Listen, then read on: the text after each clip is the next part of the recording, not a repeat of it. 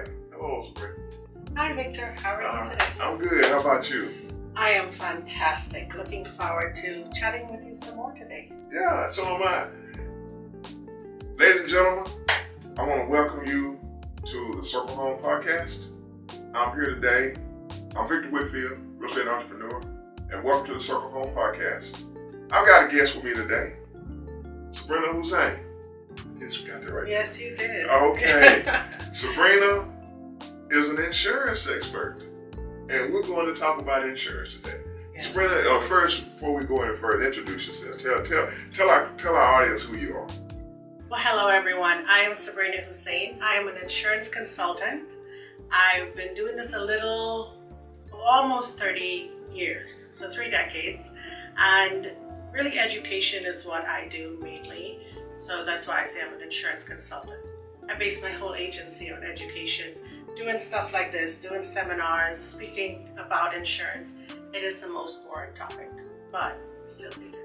All right. Well, what are some of the trends that we are seeing in the market right now? Gosh, rates. Yeah. Rates, right? Rates Okay. are one of our biggest things right now, and it's a little fearful for the consumer, Yeah. but also for an agent like myself, where I base everything on education. As a consumer, we're looking for cheaper, better. Right. A lot of times when people say better, they really mean a better price. Right. And sometimes that's not the better thing to do. No, sometimes it's not. You know, when I was sat down thinking about this, I thought about you came to mind, and I said, that'd be a good thing to do. If a person, I work in 2 spaces. I work in the construction space and I work in the real estate brokerage space, helping people buy, build, and sell homes. Let's talk about somebody who's purchasing a home. Let's break it down to where purchasing, whether you're building a home or whether you're buying a home, let's just call it all a purchase. What does a person need to do when they're getting ready to purchase a home? When they call you up and they say, hey, Sabrina, I want to get some insurance. What do they need to have in mind at that point? So it depends on the situation, because you said building a home, purchasing a home. Right. So for the most part, if a client, and I've had a few builders like yourself, Okay. who are actually doing the construction, and that's a different conversation with their clients. Okay. So I'll tell you both, right? So if you call me up and you're buying a home, whether it's new or whether you're building it, the builder is building it, or it's one that's already built. Okay. You need to know loan amount. You need to know year built. All of those things. We would need to know all the basics of the house that I can find. Okay. What I want to explain is, as a builder, if I come to you and I say, Victor, I have this piece of land, I want you to build this house for me. Okay. You will have your insurance as a contractor, as a Right. builder, but the insured, the client of yours should have a policy also on that home. Okay. Because you don't want to be responsible for that. Now you have these tract homes, like you have the big builders, they carry insurance in the meantime. Okay. But if you're doing these single family, I come to you as whether a prospect, a client, a friend, a family member, can you build this house for me? Then I need to have some sort of builder's risk policy. Okay, for you, for yourself. yourself. For myself. Right. That's Okay. what you have is to cover you. Right. But while you're building that house, if it's burned, tornado hit, something like that, you really don't have much responsibility Okay. as a single builder. Right. If you're a tract home builder, that's different. Yeah. So in that case, I always tell my clients, be sure that you have the right coverage. So back to if they were just purchasing. Right. From a realtor. Now you're a realtor, you Right. change your hat. We switched hats. And you Yeah. send them my way. Then I just get all their basic information. Okay. Information on the house, information on their loan, and basically we draw up a quote for them. Once they're happy, the mortgage company is happy, it meets their DTI, debt to income, then we move forward with that. Move forward. Yeah. But what does at what point should a person who's looking to purchase a home, not build, but looking to purchase a home, at what point should they reach out to you? Once they get the loan approved, Okay. and they find the house. Gotcha. I do have people who are shoppers and they're Okay. shopping home and they want to know what the insurance will be for each one because it's not in the same category of the last one. Okay. Maybe it's older, maybe it's newer, maybe it's bigger, maybe it's a different zip code, things like that, and all of those things will change the premium. But ideally, once you get your mortgage approved and the realtor, you start looking, because you'll get a pre-approval, Right. and then the realtor starts looking for home. When you decide on that home, that's when you call me. Okay. So now you said something right there that kind of hit my receptors. Zip code. Does it matter the zip code that you're in as far as rates are concerned? Yes. They have different rate sheets for different zip codes. Yes. I had no idea. Yes. Okay. Yes. Wow. Okay. So, one of the things that I tell people is doing this for as many years as I've been doing it, I have people will call me sometimes, or clients will come in and say, my neighbor has the same size of house, and we this and that and the other, and they're paying this or they're paying that. Okay. It's a lot of different aspects that come into it. Number one, you as an individual, your credit score, your personal credit score, and then your insurance credit score. A lot of people don't know they have an insurance credit score also. I didn't know that. Okay. And so that's based on you. And then your loss history, right? So the houses may be the same, but the rates are different because of those things. And then the last thing is, what type of policy do they have? Is it a replacement cost or is it an actual cash value?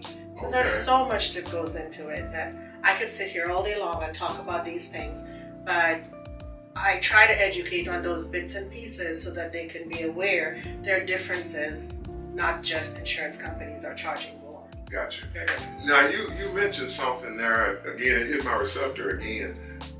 When you talked about we have an insurance score, a credit score, or insurance score. Insurance score. Okay, Yeah. we have that. Does a house have a score? Like, say for instance, a house that was built, let's say 10 years ago, and it's been sold one time, and now another person is getting ready to buy it. Do they have a score for that particular house? So it's not a score, but it's a loss history. So if that house had claims or incidents before, so it could have had incidents where it was not recorded with the insurance company, or if it was big enough and it was reported to the insurance company, then we need to know that it was repaired. Some insurance company will insure you. Preferred companies like mine, we will need to know that that particular thing that happened 3 years ago or 2 years ago was repaired. So let me make sure I'm on the same page with what you're saying here. So if say for instance I got paid on this house for a roof, okay, and you come and buy the house, I sell you the house, say 5 years later, but I didn't repair the roof. I just took the money and ran. So what you're saying is that the history of the house, they would not insure the roof for you, or would they insure it for you? Some companies will not. Some companies will not. And just so you know, that is insurance fraud and people do that. If you don't fix that roof, you collected the money and you did not repair the roof or you didn't do the repairs. Number one, if you live in the house, you will not be paid a second time for the claim. Okay. The other thing is claims go on a database. So if you think I can leave this company and go here and then file another claim and collect it, all of those things people have done in the past, and so it has now created it a little bit harder for insurance fraud. Okay. What happens in that situation is, depending on the damage, how bad the roof is damaged, some insurance companies will say, "I'm sorry, we're not going to give you coverage at all on this house, or you're going to have actual cash value on the roof. It's not going to be replacement cost." Okay. So now that buyer is just out of pocket. So that brings me right into another question that I had. Are there instances of insurance that would cause a deal to fall apart? Say I'm getting ready to buy a house and we're 3 days away from closing, and I'm looking for my insurance, and we talk and we get everything lined up. Can you think of anything that would cause the deal not to close because of insurance? If you call last minute, like if you call when I told you earlier in this conversation, call as soon as you know this is the house you're going to get, then we have enough time. Okay. to do all the underwriting. Sometimes, so I'm speaking for my company right now. If the roof was changed in 2025, Okay. there's a discount with us for a new roof. That's a newer roof. Gotcha. You'll have that discount for the first 8 years of the policy.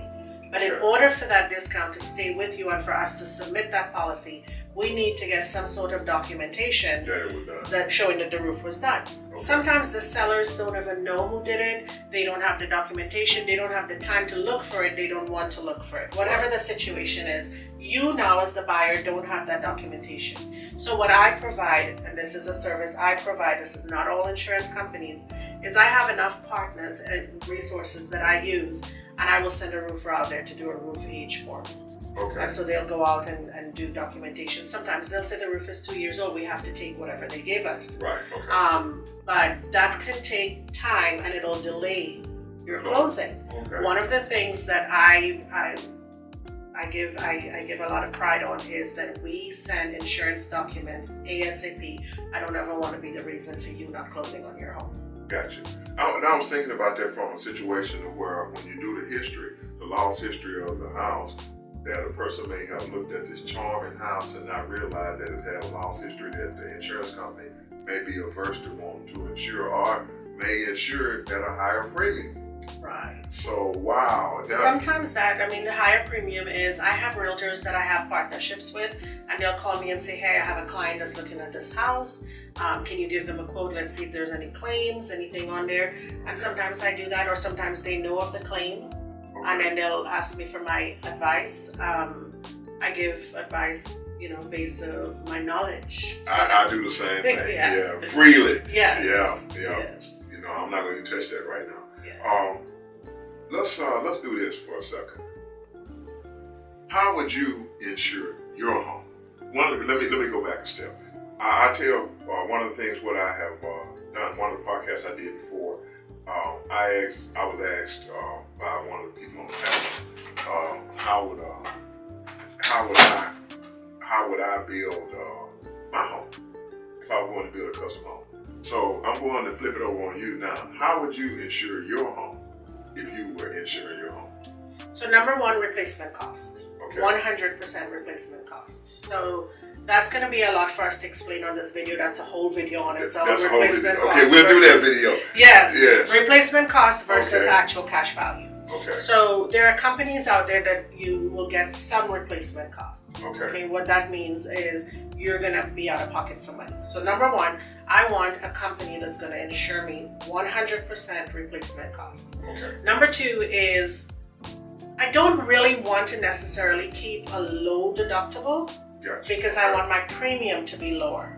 Okay. Okay, so I will use my insurance for more catastrophic things, Okay. not little leaks or little this or little that. Fire, a huge water damage, a hail damage, tornado. Those are the things. Now, would I have said this to you 20 years ago? No. Right. Because deductibles were $500 and insurance was way cheaper, and those kinds of things. So that's based on then. Today, we want to keep our premiums low. The other thing is, if I have a loan, of course, the house have to be insured for the loan amount or replacement cost. Right. If I don't have a loan, and I want to touch on this because a lot of times people will purchase homes cash. I do have people that purchase homes cash. Okay. And they're like, oh, well, I don't really need much insurance on it. So my question is, if you just bought this, let's just say $200,000 home, Right. and you decide I'm self-insured, I'm not going to do any insurance on this because I don't have a loan. Right. Okay. My question to you is, if this house should burn to the ground, do you have $200,000 to rebuild that house? Right now. Or as a builder, do you have $150,000 to rebuild that house Right now. Right now. Right now. Yeah. And if you don't, you need then insurance. you need to transfer that risk to the insurance company and Okay. pay a small premium in case something should happen. I had one gentleman one time, just to tell a quick story. I always use fire because I've had 3 clients with fires in my almost 30 years of doing this. Okay. And so I always use fire as an example when I do a review on a home. He's like, well, my house will never burn. I'm like, how do you know your house is never going to burn? He goes, I'm telling you, my house is not going to burn. And I'm like, okay, well, in case it does, then what are we going to do? Yeah, what we're going You to know, here's the insurance. Good. Okay. Did that answer your question? That answered the question. That answered it. But it dovetailed me right into another question Sure. that I had. You literally answered it, I think, already. For smaller claims, do you, not as an insurance person, as a person who, as you said, 20 years ago, smaller claims, would you recommend they, I guess for lack of a better term, self-insure on those or file a claim? So as an insurance consultant, I cannot ever stop you from filing a claim. Right. Okay. Okay. Let's make that clear. Right. Yeah. As an educator, I will say, if you can carry some of the risk now, carry the risk now. The reason for that, it will keep your premiums a little bit lower. Okay. Because we all know premiums are ridiculous right now. Oh my goodness. Right? Premiums are so high. We have rates that people, especially my senior citizens, they cannot pay these kinds of rates. So I always advise, one of the things I tell my clients is, call me before you file a claim. Because a lot of times when they file a claim, it might be less than the deductible amount. Claims stay in a database. Yeah. Now we paid zero because it's less than your deductible amount. You go somewhere to shop insurance and that's against you. Okay. Yes. And that makes it worse. A lot of people don't realize that a zero paid claim is worse than a claim that was we paid $10,000, $20,000, $30,000. Because zero paid claim means that first scenario you gave me, did I take the check and run? Did I not do the repairs? In this case, zero paid. Okay. Did I not do the repairs? Did you not do the repairs? Yes. Okay, so that also flags that home history. Correct. Oh, wow. So that goes back to that first question. Okay. Yeah. You know, that's a lot of information. I would have never known that. I would have never known it. When you mentioned that about a house having a history, I thought about it to ask that question when you mentioned we have history. So I'm like, well, common sense would almost say that if you got history here, they're going to probably have history on the house. It's like a car, right? I was just, go ahead, you took the words out of my mouth. Go ahead. Carfax. Yeah, just like the Carfax. Wow. Is there anything else you can think of that you would want to tell people who are getting ready to insure a home, or whether they're purchasing it, whether they're building it? Is there anything you can think of that you want to tell them? Honestly, my number one thing is take the time to talk to your insurance agent. Okay. A lot of times what I find or what I see is when people are building a house or buying a house and they're going through the realtor, the mortgage company, this, that, or the other, they don't want to take the time to do the insurance because the mortgage company said, we need your proof of insurance. Right. That's all we need. We need that for closing. And they're in a hurry to get that. Okay. So take the time to really try to understand what you're getting and don't just get the easiest thing. Also, one of the things, the easiest thing is sometimes the mortgage company will say, oh, here's a quote. Okay. When they come to me, if they did that for the first year, two, whatever, they don't know who the insurance company is. They don't know who to call. They don't know where the paperwork is. Oh, I've never gotten a policy because they never paid attention. They don't have a relationship. And so if you don't have a relationship with your agent, then who do you know? Who do you call when there's a situation, right? One last thing to that is keep it all in one place. I've had people that said, well, no, I want to put my business here. I want to put my auto here. It's easier. Guys, if you wake up 2 o'clock in the morning and realize your house is on fire, you are not going to remember which one of the insurance companies to call. But if you have a relationship with your agent, you are definitely going to say, oh, it's Sabrina. Let me call her. I have her cell phone number. Right. I got her number. Yes. She's on speed dial. Exactly. So just take the time to understand your insurance, understand what you're paying for. Okay. You know, sometimes we say, we all know sometimes cheap is not the best thing, right? Sometimes it is okay. Sometimes it's okay. But it's not the best. When you're dealing with a commodity. Right. And insurance is not a commodity. Exactly. Yeah, well, it could be classified as a commodity, but in reality it's not because it's dealing with life-altering scenarios. Right. Yeah, And anytime you got a life-altering scenario, you want to be protected to the best of your ability that you can. Exactly. So I'm like, and then your home is your biggest investment. Most people, yeah, their home is their biggest investment. Yeah, I'm one. Yeah. I don't have an investment bigger than my home. Right. That's the biggest one I've had. Definitely. And so I mean, I'm like, okay. Anything else you can think of you want to add before we close? Choose your builder. Choose your builder carefully. Yeah. I have had, again, I've been doing this for long, right? So Okay. I haven't seen it all, but I've seen a lot. I tell people the same thing. Yes, I've seen a lot. And so sometimes you go for the cheaper and you end up, I have clients that go for the cheaper roofer guy and then they end up spending 2-3 times more. You know, Sabrina, that's one thing that I tell people. Early in my career as a builder, I came from retail, so I had a philosophy that I'm going to try to win everybody's business. But I realized after a few years in this business, 20 to be exact, that everybody is not compatible with everybody. I had a mentor that told me something.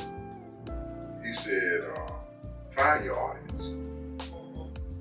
And there'll be somebody who will be receptive to what you have. Custom home building, and I'm not making this a deal about custom home building because I did that one. But custom home building is, like you said, a relationship.